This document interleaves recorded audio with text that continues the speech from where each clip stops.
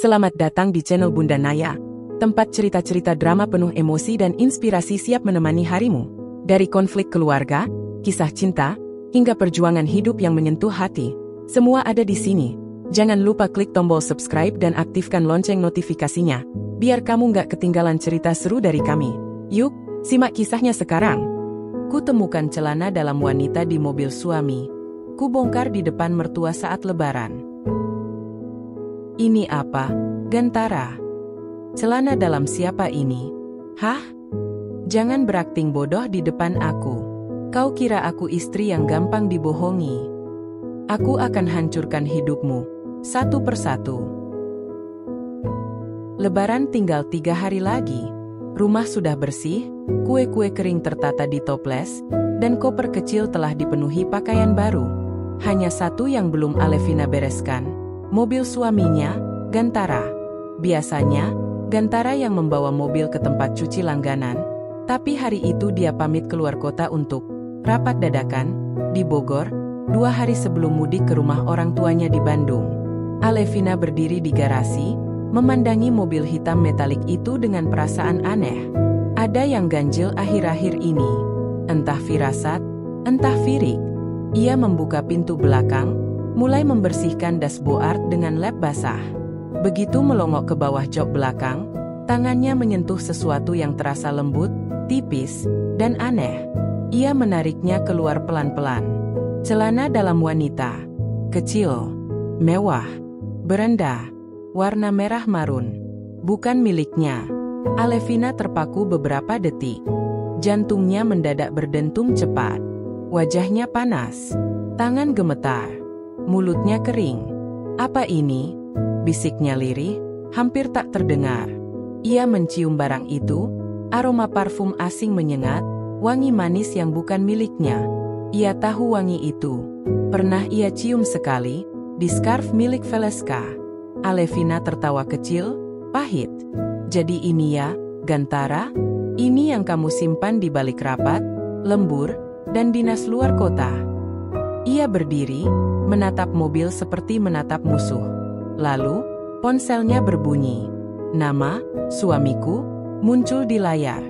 Alevina mengangkatnya tanpa suara, mendengarkan suara Gantara yang terdengar seperti biasa, tenang dan lembut. Sayang, aku OTW pulang ya.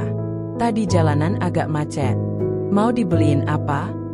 Alevina mendekatkan ponsel ke mulutnya, masih menatap celana dalam di tangannya. Beliin aku satu hal aja. Apa? Kebenaran, Gantara.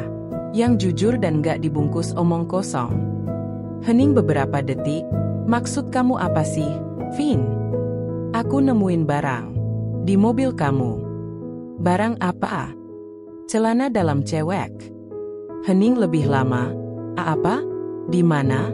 Kamu nemu di mana? Di bawah jok belakang. Warnanya merah. Ukurannya kecil. Aku rasa bukan punyaku, ya? Vin, ini pasti salah paham. Aku bisa jelasin. Sumpah aku nggak ngerti itu punya siapa. Sumpah kamu udah kebanyakan, Tan. Kali ini aku nggak butuh klarifikasi dari mulut kamu. Aku butuh kamu datang ke rumah sekarang dan bawa jawaban. Alevina memutus sambungan telepon. Nafasnya berat. Ia masuk ke rumah, menyimpan celana dalam itu dalam kantong zip plastik, lalu memasukkannya ke dalam laci meja rias. Ia duduk di tepi ranjang, memejamkan mata. Emosi berkecamuk, tapi air mata tak keluar. Yang muncul hanyalah rencana dan dendam. Alevina tidak akan meledak hari ini. Tidak sekarang. Tapi nanti, di hari paling sakral, di hadapan seluruh keluarga besar Gantara. Di hari suci, akan ia bongkar segala yang najis. Selamat Lebaran, suamiku. Tahun ini kamu akan mendapatkan THR yang tak pernah kamu duga. Itulah kalimat terakhir yang terlintas di benak Alevina sebelum ia duduk di antara keluarga besar Gantara, di ruang tamu rumah mertua yang penuh senyum dan tawa. Rumah besar itu seperti istana, lampu gantung mengilap, karpet baru terhampar, dan toples-toples kue kering memenuhi meja. Semua tampak bahagia. Tapi tidak Alevina. Ia duduk bersisian dengan ibu mertua, mengenakan kebaya hijau zaitun dan senyum yang dipaksakan. Pandangannya tajam, menyapu ruangan, mencari satu wajah yang selama ini ia abaikan. Valeska. Dan di sanalah dia. Valeska berjalan pelan membawa nampan kue nastar, mengenakan gamis putih dan kerudung satin yang menjuntai anggun. Wajahnya cerah, tapi senyum itu, terlalu lebar, terlalu manis, terlalu dibuat-buat. Alevina memiringkan kepala, memperhatikan. Senyuman itu bukan untuk semua orang. Senyuman itu mendarat tepat pada Gantara, yang berdiri tak jauh dari meja makan sambil menyusun parsel buah. Mereka bertukar pandang. Lama. Terlalu lama untuk sekadar saudara. Alevina meneguk teh panasnya cepat-cepat, seolah bisa menelan kecurigaan yang mulai membakar lidahnya. Kak Alevina, tambah kuenya ya. Ini bikinan aku sendiri, ujar Valeska, menyodorkan toples. Alevina memandang toples itu sebentar, lalu menatap wajah adik iparnya itu dalam-dalam. Ia tersenyum kecil, datar. Kamu selalu bikin yang manis-manis, ya? Hahaha, iya dong, biar semua betah. Iya, semua, ya? Untuk sesaat, mata mereka bertemu. Tegang, tapi hanya 1 detik. Lalu Valeska tertawa ringan dan kembali ke dapur.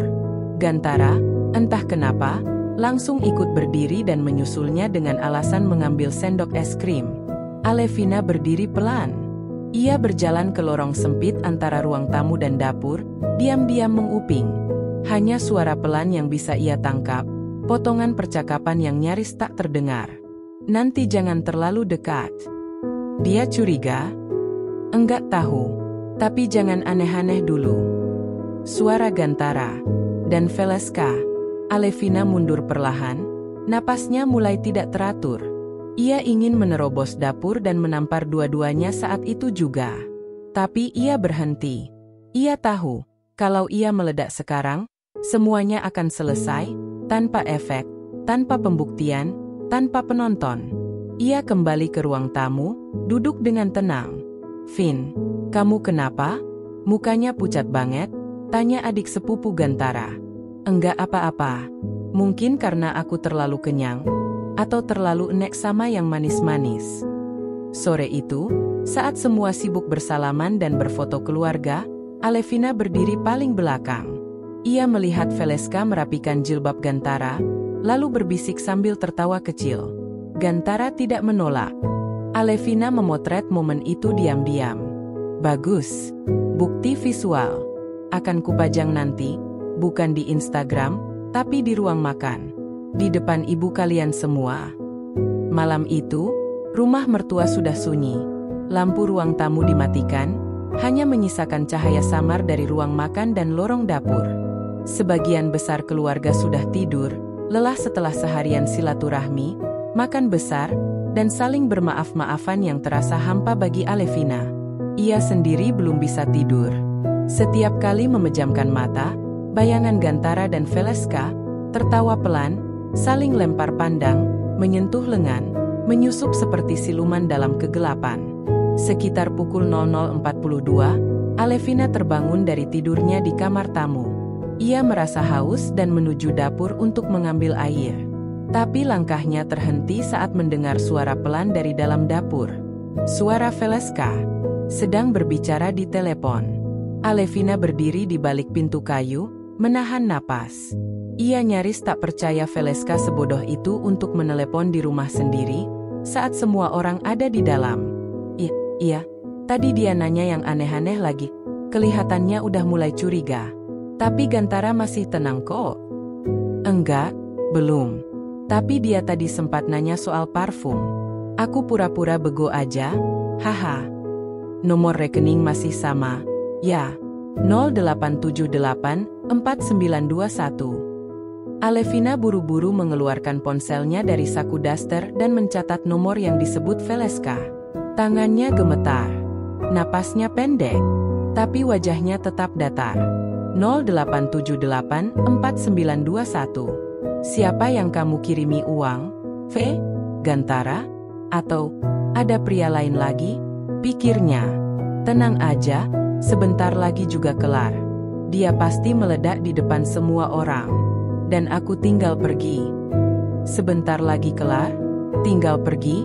Alevina menutup matanya. Kalimat itu seperti racun. Jadi selama ini, mereka bukan hanya berselingkuh, tapi merancang kehancurannya. Ia bukan korban kebetulan. Ia adalah target dari sebuah rencana. Tiba-tiba suara Valeska semakin dekat. Alevina mundur cepat dan berpura-pura mengisi gelas dari dispenser, seolah baru datang. Kak Alevina? Belum tidur? Tanya Valeska dari ambang pintu, matanya sedikit membesar. Ia menyembunyikan ponsel di balik roknya. Alevina menoleh sambil meneguk air. Haus. Suasana rumah ini bikin tenggorokan kering. Ya, rame banget ya hari ini. Capek. Iya. Alevina memandangi wajahnya. Kamu kelihatan juga capek. Tapi senyummu tadi pagi masih sempat manis banget. Ya. Valeska terdiam. Lalu tertawa kecil.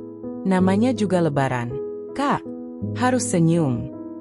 Ya, meski hatinya busuk. Yang penting senyum. Sunyi. Tak ada suara selain detak jam dinding. Aku tidur duluan ya, Kak. Ujar Valeska cepat, lalu berbalik ke kamar. Begitu Valeska menghilang, Alevina langsung kembali ke kamar tamu dan membuka laptopnya. Ia mengetik nomor ponsel yang tadi ia catat ke dalam pencarian Google. Tak berharap banyak, tapi siapa tahu. Ia juga mengirim pesan nomor itu ke ponsel burner, nomor 0, miliknya. Kau pikir aku nggak tahu kalian sedang merencanakan sesuatu? Tunggu saja, laknat. Ia mematikan semua lampu, lalu tidur dalam gelap. Tapi matanya tidak benar-benar terpejam. Mulai malam itu, Alevina tak lagi sekadar mencurigai. Ia mengawasi. Dan seorang wanita yang sedang mengawasi, jauh lebih berbahaya daripada wanita yang marah. Dan pagi itu, wanita itu sudah siap meledak. Hari kedua lebaran. Keluarga besar Gantara berkumpul untuk makan siang bersama. Ruang makan panjang dipenuhi aroma opor, rendang, dan sambal goreng ati. Tawa dan suara obrolan bersahut-sahutan seperti orkestra meriah. Anak-anak berlarian. Laki-laki dewasa bercanda sambil berebut kerupuk. Alevina duduk di ujung meja. Matanya tenang, tapi tajam. Tangan kirinya memegang sendok sayur, tangan kanannya di bawah meja, menggenggam sesuatu di dalam kantong zip. Ia sudah menyiapkan kata-kata. Ia sudah mengatur napas. Tak ada lagi ruang untuk ragu. Bismillah, mari kita makan, ujar ibu mertua, tersenyum lebar. Makanan mulai disendok, piring berputar. Dan di saat semua sedang mengguyur nasi dengan kuah santan, Alevina berdiri. Satu persatu kepala menoleh. Maaf, sebelum semuanya menikmati makanan, aku ingin menyampaikan sesuatu. Alevina, ada apa? Tanya Gantara, bingung. Tenang, Mas. Aku cuma mau sedikit menambahkan lauk. Dan dari balik saku bajunya, Alevina mengeluarkan celana dalam wanita merah di dalam kantong plastik bening. Ia letakkan tepat di tengah meja makan. Hening. Sendok jatuh dari tangan. Seorang sepupu menjatuhkan gelas. Anak kecil berhenti mengunyah. Ibu mertua menahan napas. Wajah Gantara membeku. Ini, aku temukan di mobil suamiku. 2 hari lalu. Di bawah jok belakang. Ukurannya kecil. Aromanya manis. Bukan punyaku. Gantara berdiri setengah, tapi tak berani menyentuhnya. Diam, Mas. Aku belum selesai.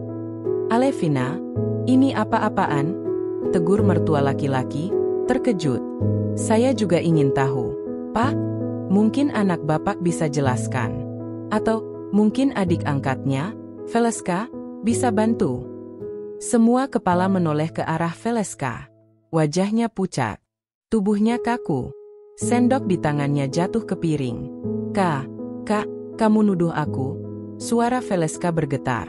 Aku nggak nuduh, Vey. Aku cuma heran.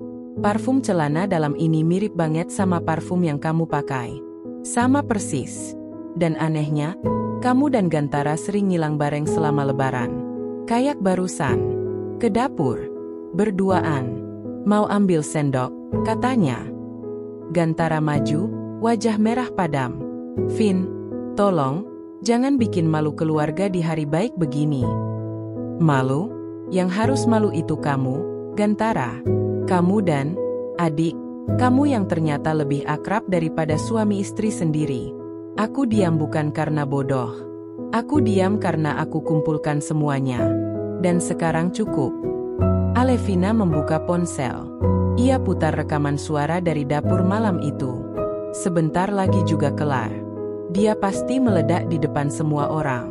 Dan aku tinggal pergi. Suara Valeska. Jelas. Tidak bisa dibantah. Ibu mertua menatap Valeska tak percaya. Salah satu paman berdehem, lalu berdiri sambil menyeret kursi.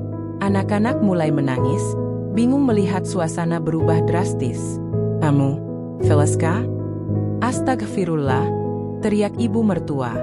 Valeska akhirnya berdiri, wajah merah, lalu berlari keluar ruangan. Gantara hanya berdiri kaku. Bibirnya terbuka, tapi tak ada kata yang keluar. Kamu kira aku nggak tahu kamu transfer uang ke dia pakai rekening pribadi?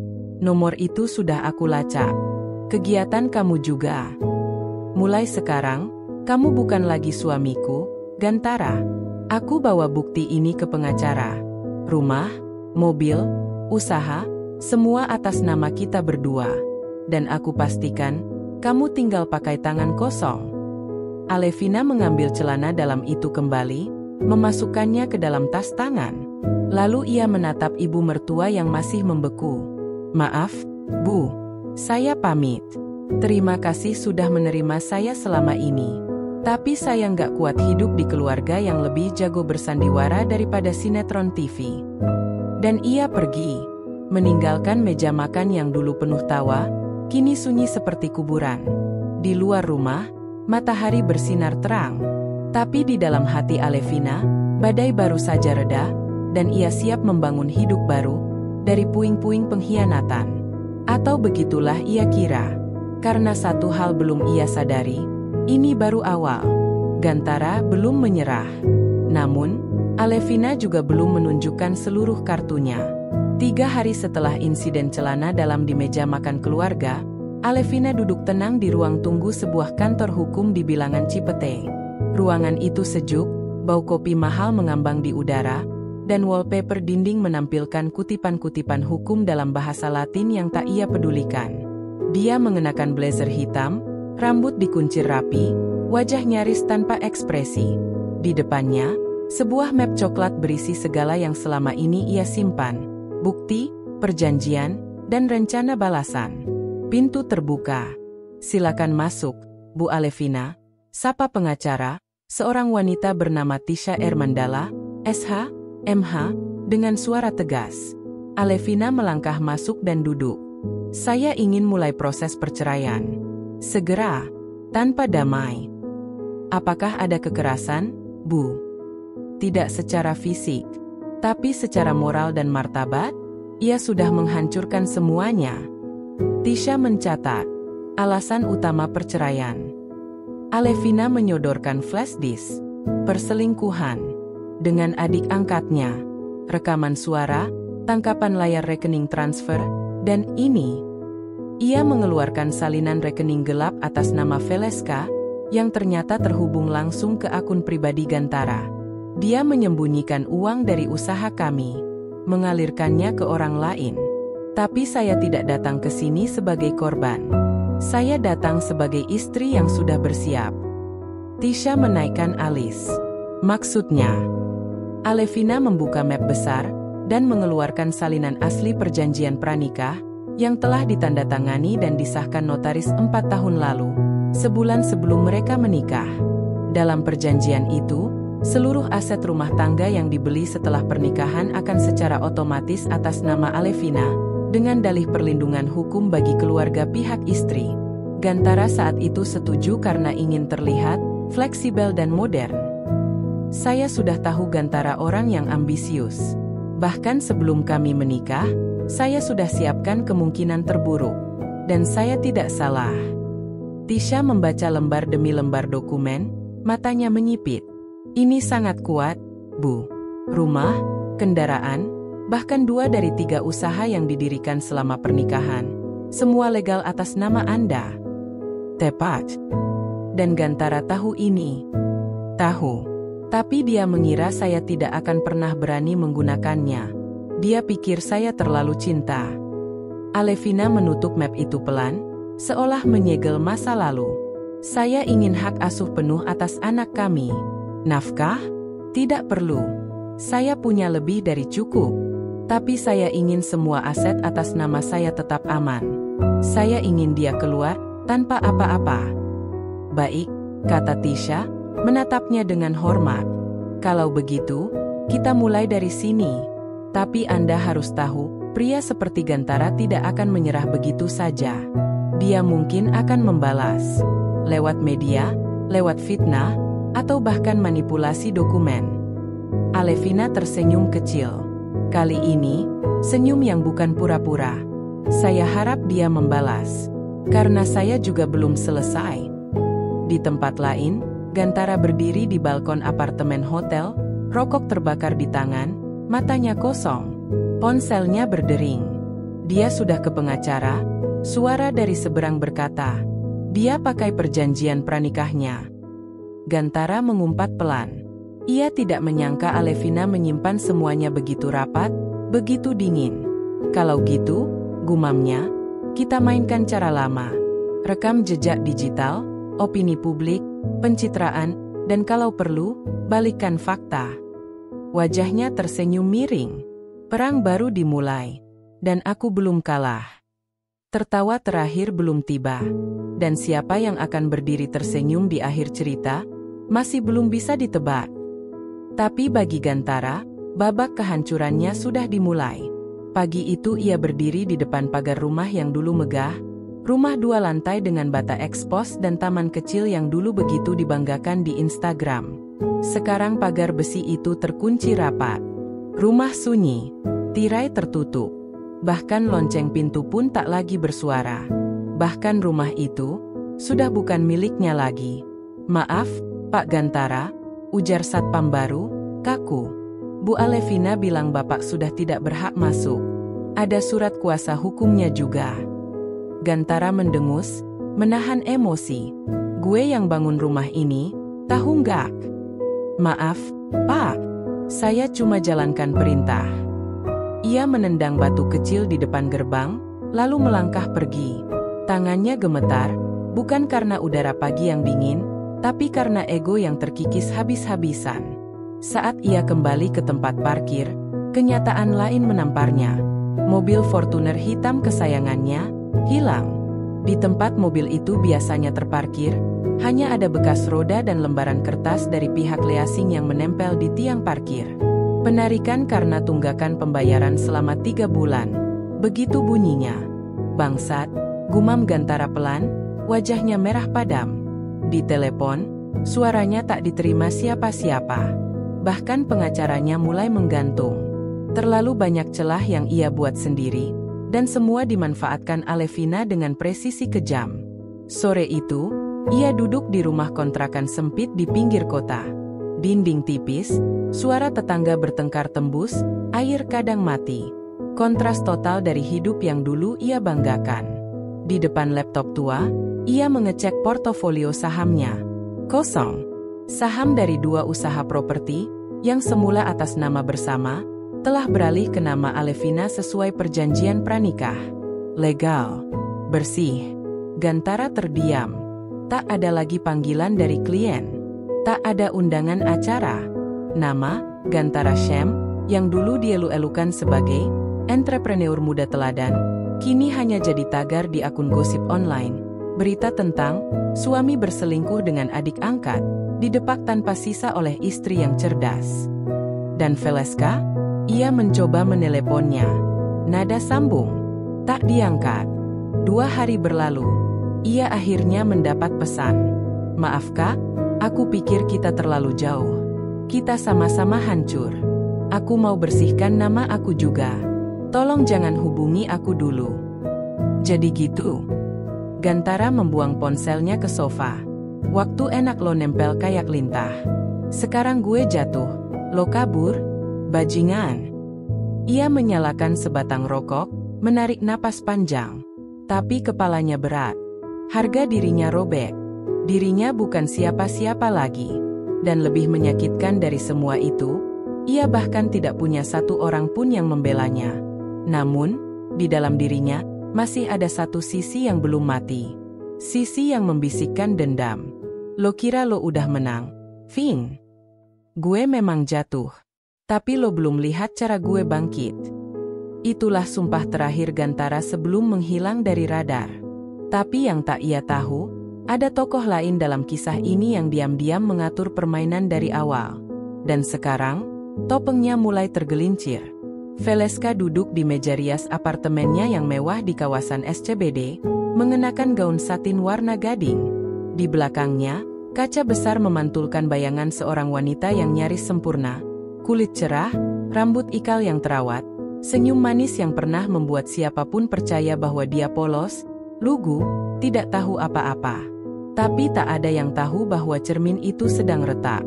Perlahan tapi pasti, ponselnya bergetar. Sebuah pesan masuk. Gantara, lo pikir gue nggak tahu lo pacaran sama si bangsat Roy Ferdinand itu? Valeska tak membalas. Ia hanya membaca, lalu menghapus pesan itu seperti menghapus serpihan debu dari mejanya.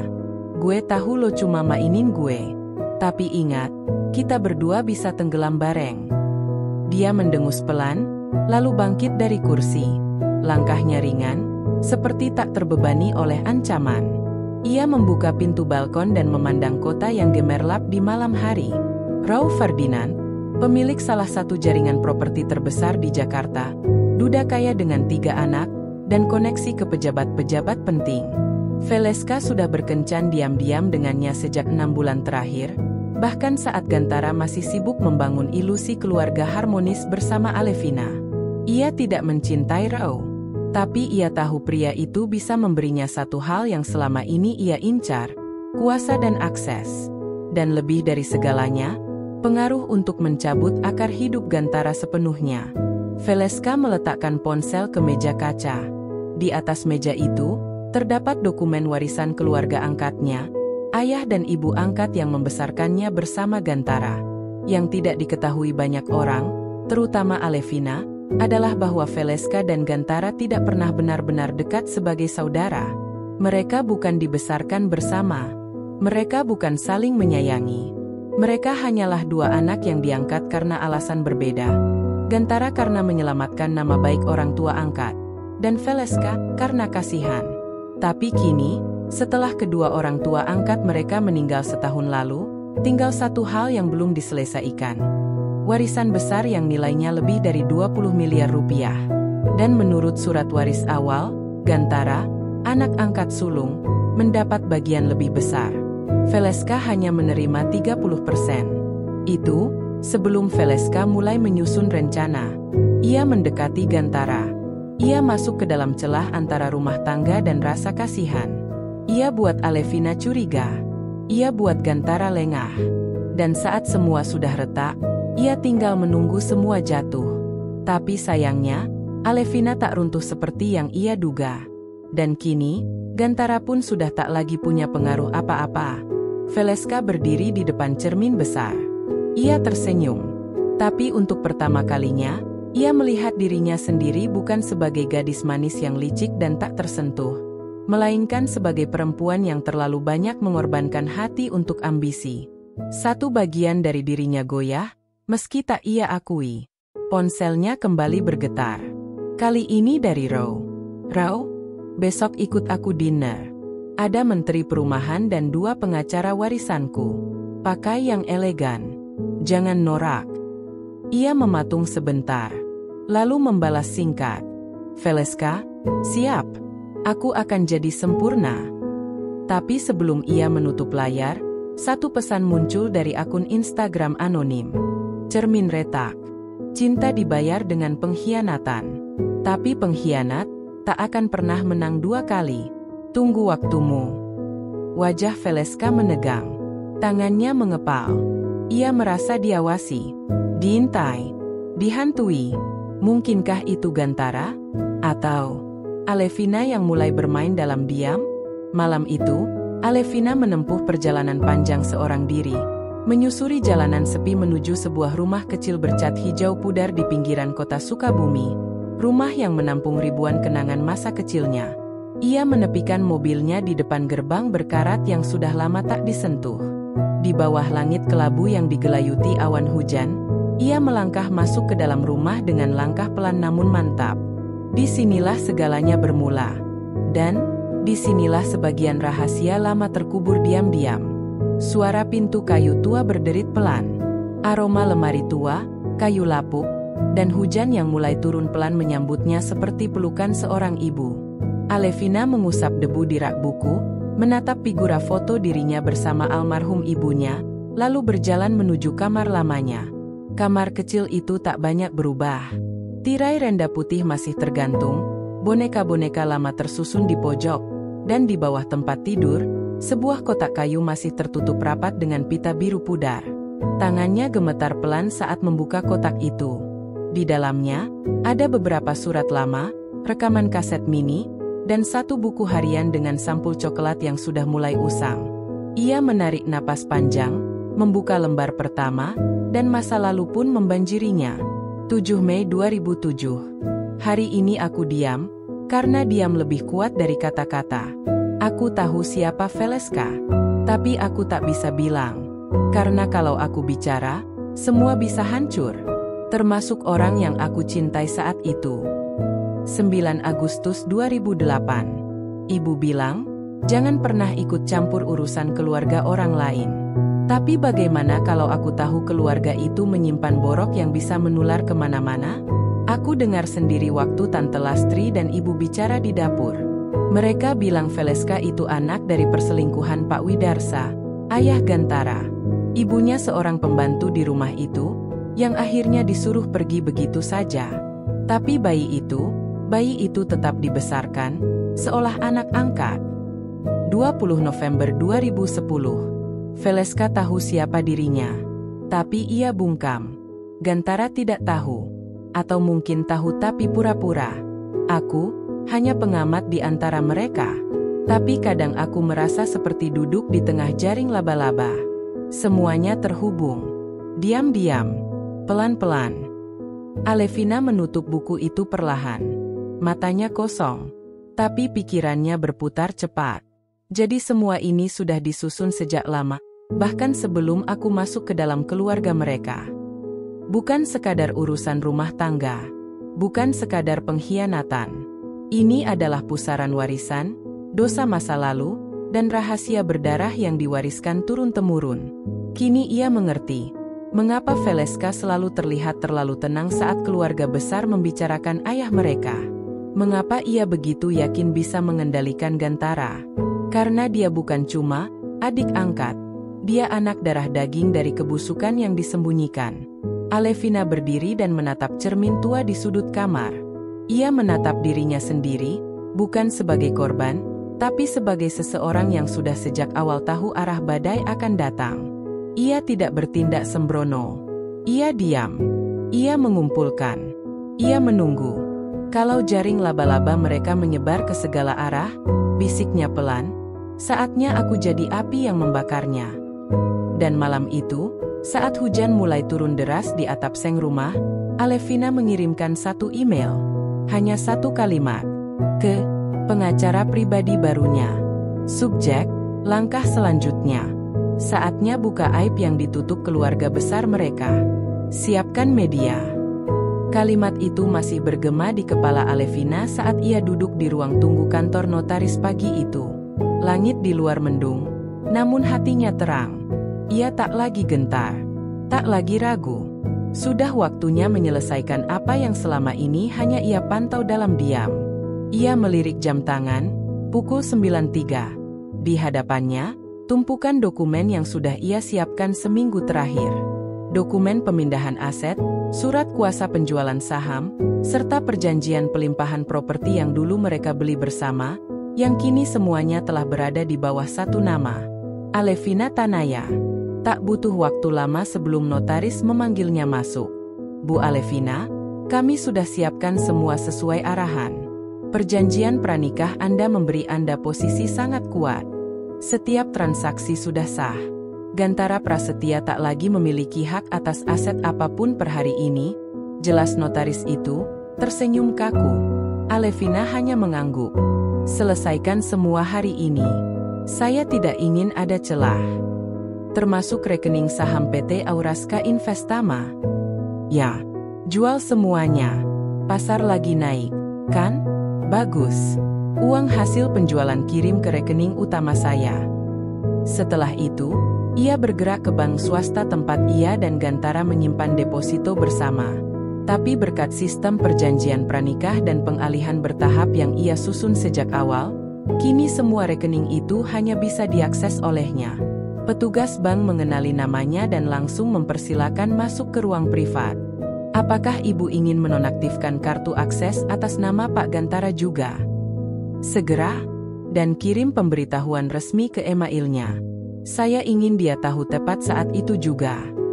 Di layar monitor bank, satu persatu, rumah, apartemen, kendaraan, saham, hingga tabungan jangka panjang, semuanya kini telah berlabel atas nama Alevina. Namun pukulan terakhir belum selesai. Malamnya, dari ruang kerjanya di rumah barunya yang tenang, Alevina membuka laptop, menyusun satu dokumen. Surat kepada direksi HRD dan Dewan Etik di tempat Gantara bekerja. Ia menyusun kalimatnya hati-hati, dingin, nyaris legalistik. Kepada YTH, Manajemen PT Sekara Digital Mandiri. Dengan ini saya lampirkan bukti-bukti pelanggaran etika berat yang dilakukan oleh salah satu karyawan Anda, Gantara Prasetya. Termasuk dokumen transaksi yang menyiratkan penyalahgunaan kendaraan operasional untuk urusan pribadi, serta skandal yang dapat mencoreng nama baik perusahaan jika sampai tersebar di media. Saya hanya berharap hal ini ditangani secara internal, sebelum jadi konsumsi publik. Ia melampirkan foto celana dalam yang ditemukan, riwayat GPS kendaraan perusahaan, serta screenshot pesan-pesan dari nomor yang ia sadap milik Veleska. Semuanya tersusun rapi, menyudutkan Gantara secara telak. Satu klik. Terkirim. Esoknya, dunia Gantara mulai runtuh dari arah yang tak ia perkirakan. Ia mendapat email pemberhentian sementara dari perusahaannya. Berita internal menyebar cepat, gosip mulai beredar di kalangan rekan kerja. Beberapa klien perusahaan mempertanyakan moral sang manajer proyek utama itu, hingga akhirnya, dalam seminggu, nama Gantara dicoret dari struktur organisasi. Alevina tidak merayakan. Tidak tertawa keras seperti pemenang di atas panggung. Ia hanya duduk di sofa, menyeruput teh jahe pelan sambil menatap luar jendela. Aku tidak menjatuhkanmu, Gantara. Kamu yang menggali lubangnya sendiri. Aku hanya memastikan kamu jatuh sampai paling dalam. Dan di layar TV, podcast baru mulai naik tren di YouTube. Kisah sang istri diam-diam cerdas, dari pengkhianatan ke pengendalian aset. Suara pembuka podcast menyapa dengan nada tegas. Selamat datang di segmen Real Life Labirin.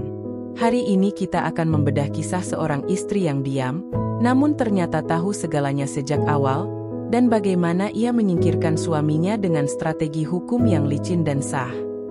Layar ponsel menampilkan riwayat panggilan. Veleska, 3X tidak dijawab. Veleska, blokir aktif. Terakhir kali mereka bertemu, Veleska melempar kunci apartemen ke wajahnya dan mengatakan satu kalimat yang masih membekas. Aku nggak pernah cinta sama kamu. Aku cuma ikut main, dan kamu terlalu gampang ditaklukkan. Sejak itu, Veleska menghilang. Kabarnya sekarang bersama pria baru, pebisnis muda kaya raya yang sering muncul di media sosial. Hubungan mereka hanya permainan, dan kini Gantara tak lebih dari kartu mati yang dibuang dari meja. Dalam keputusasaan, Gantara akhirnya menekan satu nama di daftar kontak. Alevina. Ia tahu kemungkinannya kecil. Tapi tak ada pilihan. Semua pintu sudah tertutup. Satu dering. 2, 3. Halo? Suara itu muncul, datar dan jernih, seolah tak terganggu sedikit pun oleh luka yang dulu pernah mereka bagi. Gantara terdiam beberapa detik, lalu berkata dengan suara yang berat dan nyaris bergetar.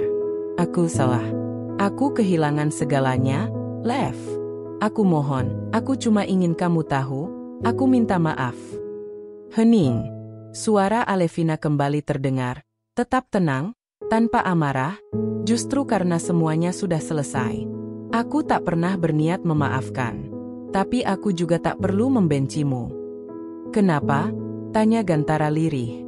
Karena dunia sudah cukup keras untukmu, Tan. Bahkan tanpa aku harus ikut menghukummu lagi. Klik. Telepon ditutup. Gantara menatap layar ponsel kosong itu. Tak ada makian. Tak ada air mata. Hanya dingin. Seperti dunia yang telah menggusurnya dari tahta semu yang ia bangun selama ini.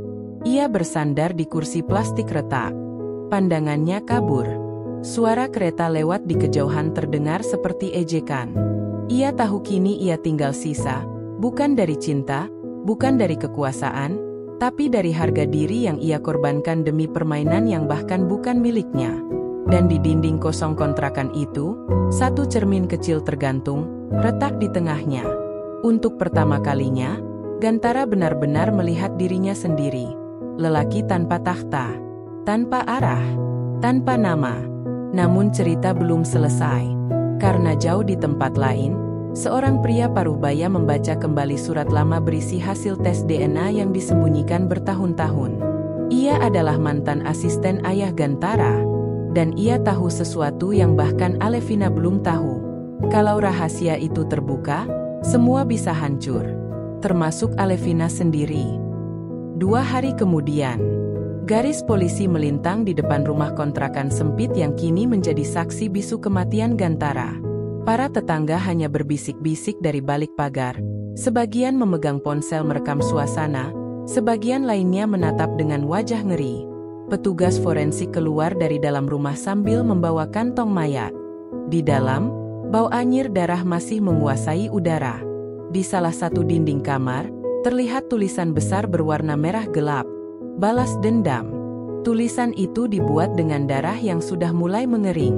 Di lantai, dekat kepala Gantara yang tergeletak membeku, terdapat sebuah vas bunga dari kaca yang pecah, tepat benda yang dipakai untuk memukul bagian belakang kepalanya. Penyidik utama, Kompol Danur, berdiri di tengah ruangan sempit itu, keningnya mengerut. Siapapun yang melakukan ini, dia ingin pesan itu dibaca. Ini bukan pembunuhan biasa. Ini pesan pribadi. Seorang anggota tim forensik menyodorkan tablet padanya. Pak, kami cek laptop dan ponsel korban. Ada email terhapus yang berhasil kami pulihkan. Ditujukan untuk Alevina. Email itu hanya satu kalimat. Aku sudah tahu semuanya tentang Valeska. Kalau aku hilang, jangan percaya siapapun. Kecurigaan langsung mengarah pada Alevina. Media mulai memberitakan. Pengusaha muda ditemukan tewas tragis. Mantan istri diduga terlibat. Wajah Alevina muncul di layar-layar TV, dibalut jas elegan dan ekspresi dingin. Tapi Alevina sendiri sedang duduk di ruang interogasi, tenang. Ia menatap lurus ke mata penyidik. Tak ada air mata, tak ada kepanikan. Ia hanya mengeluarkan ponsel, lalu menyodorkan satu pesan suara yang dikirim ke cloud storage miliknya otomatis sejak seminggu terakhir. Kalau kau masih pikir aku akan terus bertahan, kamu salah, Tan. Dunia ini milik orang kuat. Tapi aku bukan penghancur. Aku hanya mengambil kembali yang memang milikku. Penyidik menatap rekaman itu, tapi belum cukup untuk membebaskannya. Sampai tiba-tiba, jejak lokasi digital dari ponsel Valeska mengungkap sesuatu. Semalam, sekitar pukul 23.49, perangkat Valeska tercatat berada di sekitar rumah kontrakan Gantara selama 32 menit. Rekaman CCTV jalan belakang, walau buram, menunjukkan sosok wanita berjaket gelap masuk ke gang kecil. Tak terlihat jelas wajahnya, tapi langkah kakinya mirip, terlalu mirip dengan Valeska. Kompol Danur menghela napas panjang. Sepertinya kita salah menaruh curiga. Alevina terlalu pintar untuk melakukan pembunuhan terburu-buru. Tapi dia juga tahu Valeska akan kehilangan segalanya jika Gantara bicara. Maksudnya? Tanya asisten penyidik. Mungkin ini bukan tentang cinta lagi. Ini tentang warisan, tentang rahasia keluarga. Sementara itu, Valeska sedang berada di sebuah villa di luar kota bersama kekasih barunya, pria pebisnis muda yang tidak tahu siapa Valeska sebenarnya. Ia duduk di pinggir kolam renang, memandangi langit malam, angkuh dan merasa menang. Tapi ia tak tahu bahwa langkahnya kini dipantau. Karena penyelidikan terus mengerucut. Dan darah di dinding itu belum selesai bercerita. Alevina hidup damai di kota baru, membuka kafe kecil. Seorang jurnalis muda mewawancarainya untuk artikel, Wanita Kuat Pasca Cerai. Saat ditanya apakah ia tahu Valeska juga menghilang, Alevina tersenyum samar. Orang seperti dia tak pernah hilang, cuma menunggu giliran berikutnya. Suara detik terakhir rekaman Gantara masih terngiang dalam benak Kompol Danur. Kamu terlalu banyak tahu. Lalu sunyi. Namun di tempat lain, jauh dari hiruk-pikuk kota yang menyimpan luka dan pengkhianatan, pagi menyambut dengan aroma kopi dan roti panggang. 1 tahun kemudian, di sudut kota kecil yang tenang, berdiri sebuah kafe mungil bernama Rumah Lensa. Interiornya hangat, jendela kayunya terbuka ke arah taman kecil, dan dindingnya dihiasi bingkai foto hitam putih dari kota-kota yang jauh. Alevina, mengenakan apron linen dan rambut digelung rapi, sedang menyeduh kopi sambil tersenyum kecil melihat seorang pelanggan tetap mengangkat cangkirnya sebagai salam pagi. Ia tak lagi mengenakan gaun mahal atau perhiasan mencolok. Tapi ada aura ketenangan pada dirinya. Damai, ringan. Tapi tak bisa diingkari, di balik mata yang tenang itu, ada sesuatu yang masih terjaga. Sesuatu yang tak pernah tidur. Pintu kafe berbunyi pelan. Seorang wanita muda masuk dengan ransel dan buku catatan. Wajahnya semangat, penuh rasa ingin tahu. Ia menghampiri meja. Bu Alevina? Ya, itu saya. Saya Kirana, dari majalah Perempuan. Terima kasih sudah menerima undangan wawancara. Kami tertarik menulis profil Anda, tentang bagaimana bertahan dan bangkit setelah semua badai itu. Silakan duduk. Ucap Alevina sambil menyodorkan secangkir teh melati. Kadang yang perlu kita ceritakan bukan badai, tapi bagaimana kita tetap tegak saat angin kencang datang. Wawancara berlangsung santai. Kirana mencatat saat Alevina bercerita soal kafe, soal hidup mandiri, dan tentang harapan baru. Ia menyentuh sedikit soal perceraian, tentang harta yang berpindah tangan, tapi tidak menyebut nama Gantara sedikit pun. Bahkan ketika Kirana mencoba menyelipkan pertanyaan, bagaimana perasaan Anda saat dia ditemukan tak bernyawa? Alevina tersenyum lembut. Tak ada yang bisa tumbuh dari tanah yang penuh kebohongan. Kematian hanyalah bagian dari siklus. Kadang, bukan kita yang menghukum, dunia punya cara sendiri. Kirana mengangguk, mencatat. Tapi ia belum selesai. Dan soal Valeska, ada desas-desus dia juga menghilang tak lama setelah itu. Anda tahu sesuatu tentang itu? Untuk pertama kalinya, Alevina terdiam cukup lama. Ia menatap jendela kafe, ke arah pohon Kamboja yang bunganya berguguran tertiup angin. Kemudian ia menoleh pelan ke Kirana, dengan senyum tipis tapi matanya tajam. Seperti orang yang tahu terlalu banyak, tapi tak lagi butuh bicara. Orang seperti dia tak pernah benar-benar hilang. Maaf, mereka hanya belajar bersembunyi lebih dalam. Menunggu giliran berikutnya. Giliran apa? Kehancuran. Kirana tertegun. Ada sesuatu dalam suara Alevina yang menggigilkan kulit, meski ucapan itu terdengar tenang. Seolah ia bukan sekadar wanita yang selamat dari badai, tapi wanita yang belajar menari di tengah petir. Di akhir hari, Kirana pamit pulang. Alevina mengunci kafe. Malam turun perlahan. Ia berjalan ke dapur, membuka laci kecil, mengambil sebuah foto tua yang sudah agak kusam. Foto Gantara, ayahnya, dan seorang bocah kecil di tengah. Valeska. Ia menatapnya sebentar, lalu membakar foto itu di atas kompor, membiarkan abu-abu kecil beterbangan. Sementara itu, di kota berbeda, di rumah sakit jiwa kelas atas, seorang wanita muda duduk di kursi roda, diam. Pandangannya kosong. Bibirnya sesekali bergumam sendiri. Aku hanya ingin warisannya. Dia tak boleh buka mulut, dia tak boleh buka mulut. Perawat mengganti obat penenang di selangnya. Nama di gelang tangannya terbaca samar. Felis Chage. Alevina menutup jendela, lalu menatap langit malam dari balik tirai. Di luar, angin berhembus lembut. Kota ini tak tahu apa-apa tentang dirinya, dan itu membuatnya tetap aman. Tapi Alevina tahu satu hal pasti, dendam tak pernah mati, hanya tidur sebentar. Seperti mata yang tak pernah tertidur.